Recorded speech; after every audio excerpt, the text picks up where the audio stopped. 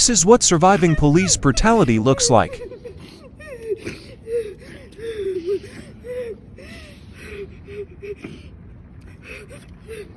So, this young man's name is Jonathan Strickland, okay? He's 26 years old, and he is in Las Cruces. Some stories are really difficult, and it's because March 11th, the cops shot at this man almost 100 times.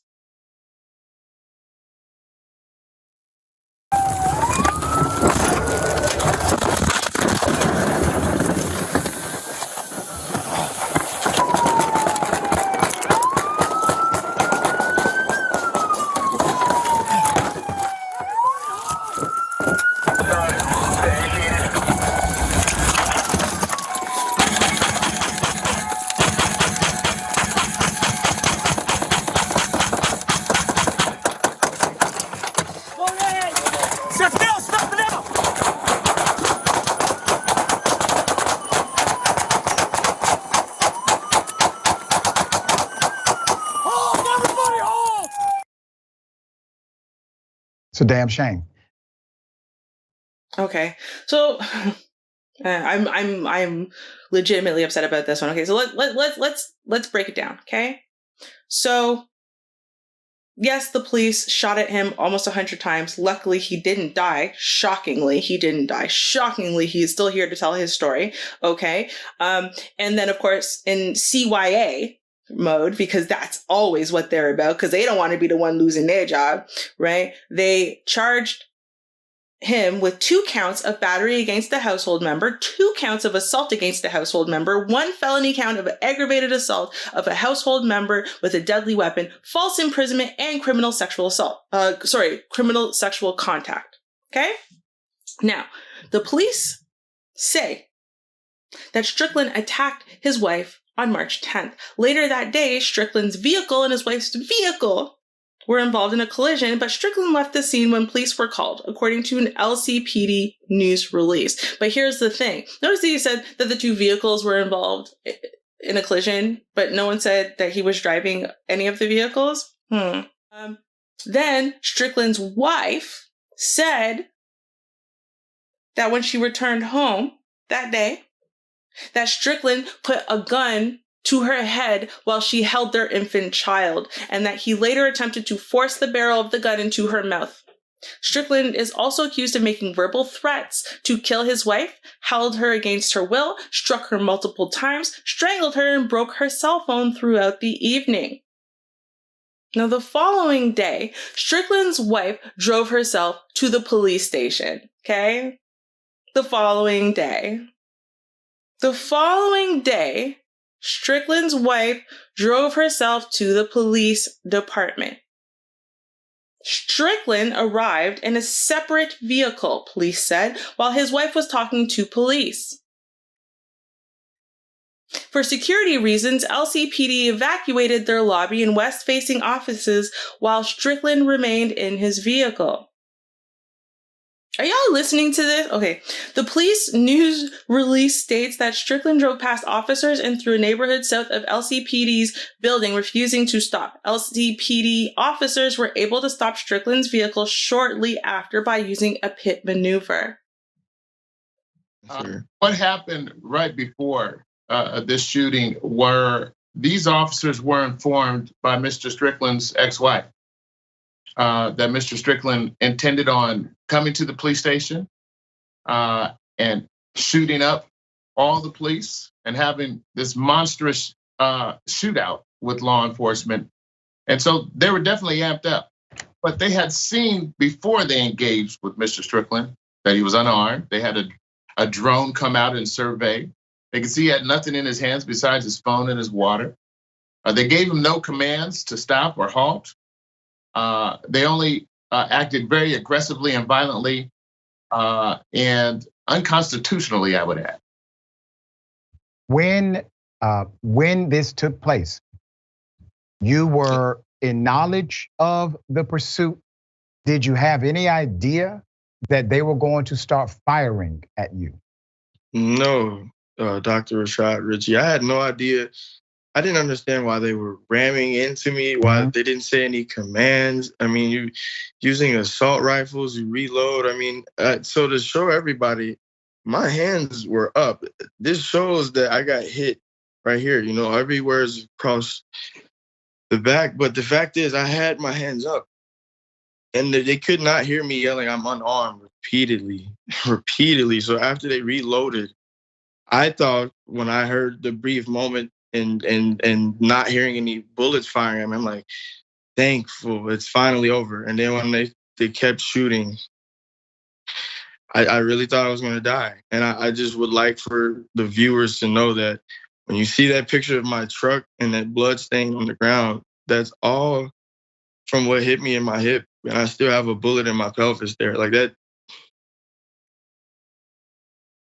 Now, I love that in this article, it just kind of skips this part and says, he was initially held in jail on the domestic violence charges after prosecutors filed a motion stating that Strickland was dangerous.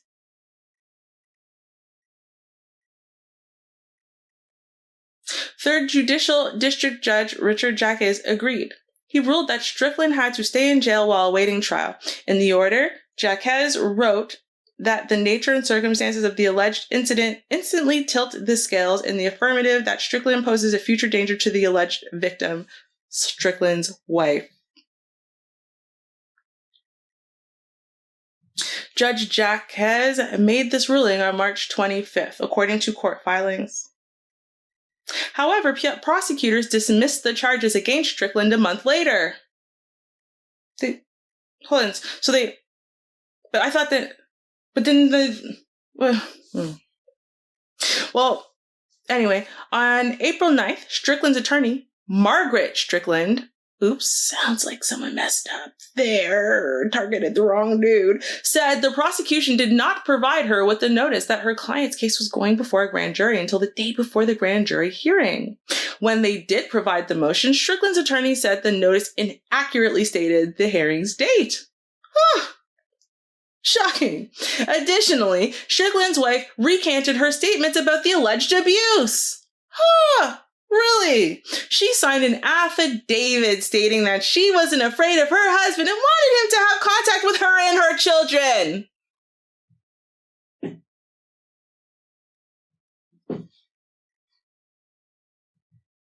But now, there's a new round of charges.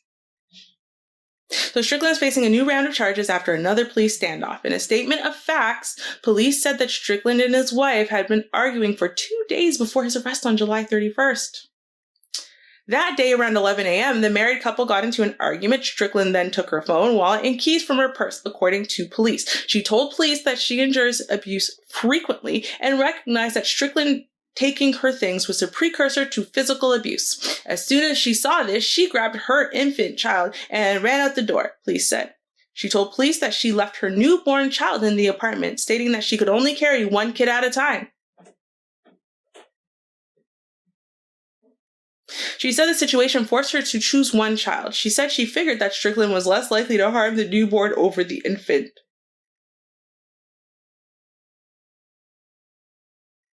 As soon as she was out of their home, Strickland locked the door, she said. After asking to borrow a neighbor's phone, she called the police. Police said they couldn't get Strickland to come out of his apartment or let his wife retrieve her phone, wallet, and keys. I wonder why. Maybe because the last time she made it to the cops before he did, yelled, shot at him 100 times and he almost died. Can't imagine why he might not want to come out of that goddamn apartment. Can't imagine at all. Crazy, right?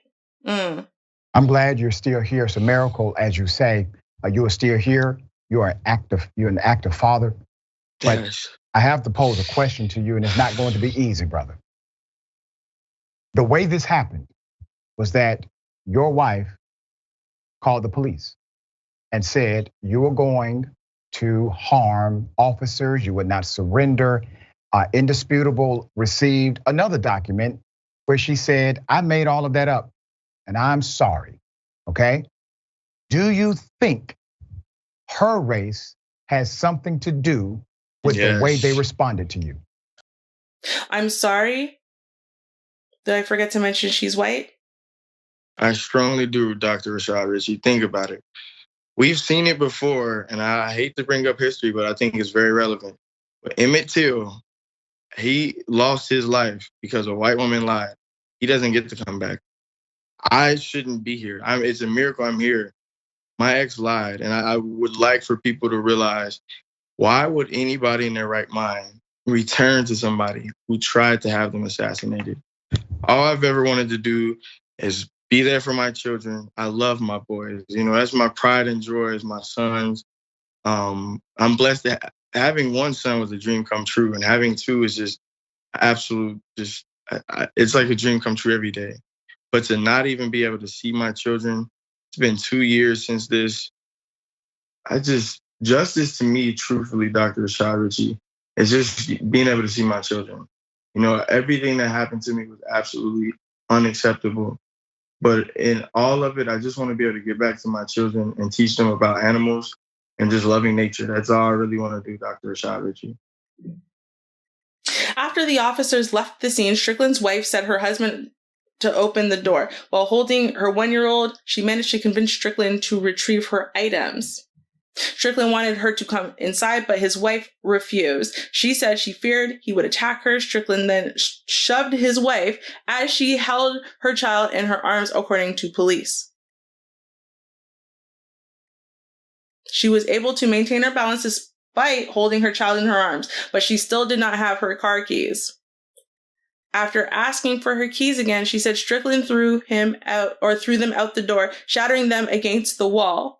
As she bent over to pick the keys off the ground, she saw Strickland running at her. She said he ran and punched her, knocking her and her child into the wall. Police said that Strickland's wife had a large swollen hematoma on her face. Her child had a lemon-sized hematoma and deep gash that required multiple stitches, police said.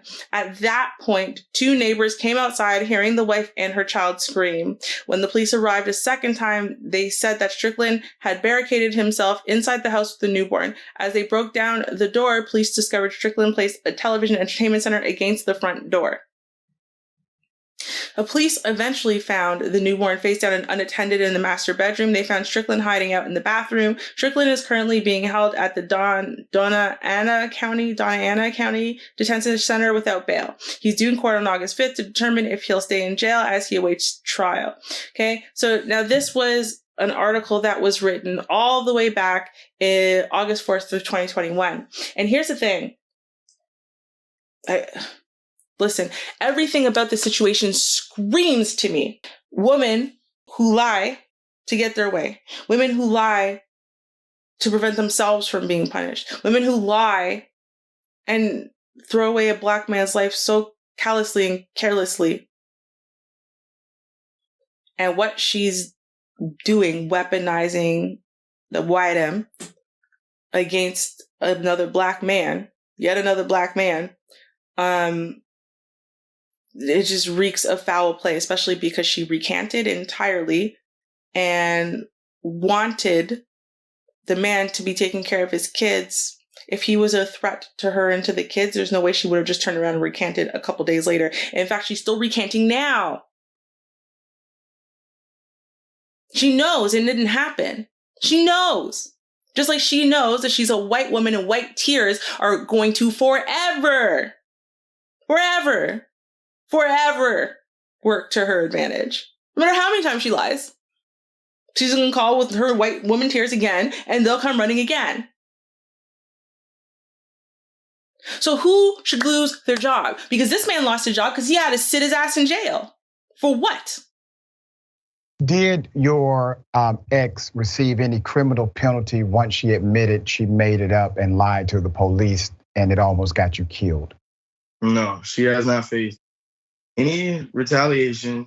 And actually, Dr. Rashad Ritchie, she was residing with my mother for the year while I was incarcerated. So wow, I haven't gotten to see my children.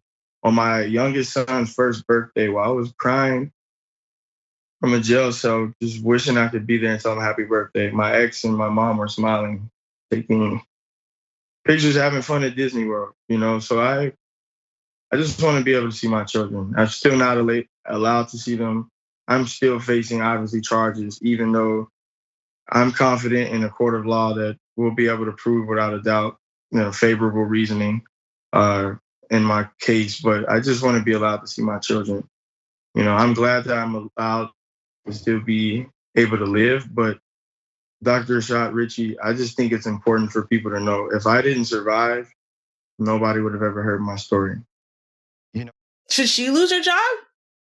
Yeah, I think so. Right? But who else should lose their job? Should the cops lose their job in this case? The alarm on white tears and white female fragility and black male villainhood, right? I mean, it's absolutely asinine. And what we need is some type of checks and balances, right? The police can only go by what they're told. She lied.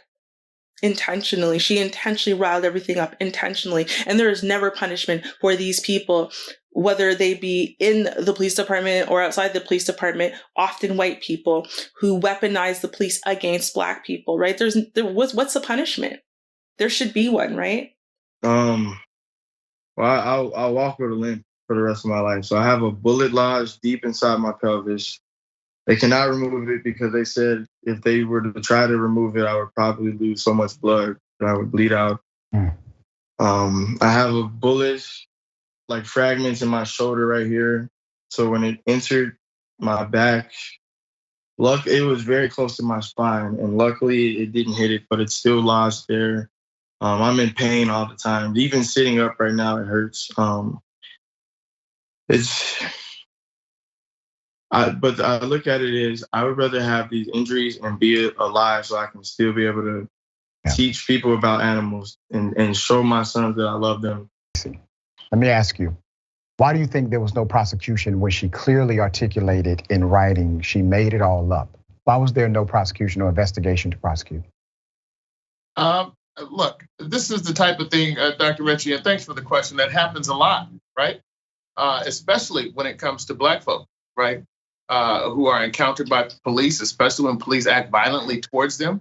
Somehow or another, those people end up with charges against them, despite whatever the evidence may be. And I really see this as kind of a cover your butt charge to demonize Mr. Strickland and to make people, feel less, moved by his story, so that they won't support him and that he'll feel alone. But we're here with him. And I think that that's what really needs to change. Is there needs to be a, countrywide law that 100% lays a smackdown on these people who do this intentionally. Because it would prevent a lot of this. And thank God that not one of those cops murdered a young man and has to live with that murder their whole lives. But let's be real. What the hell were they doing with machine guns? Shooting at one man, whether he was armed or not, you're shooting at one man. And you have a whole bunch of cops with a bunch of machine guns? What is happening? What is happening? There's something really wrong. Something really wrong. Even that he wasn't armed. Why they started shooting? They didn't warn him. They listen to the man's story. And you're trying to tell me. You feel me? Nah, man. I don't know, God. I don't really know. Check the flow. Jesus. Listen, someone should lose their job, though. Someone needs to answer for this. Someone needs to be held accountable for it. Someone needs to lose their job. That's just what it is.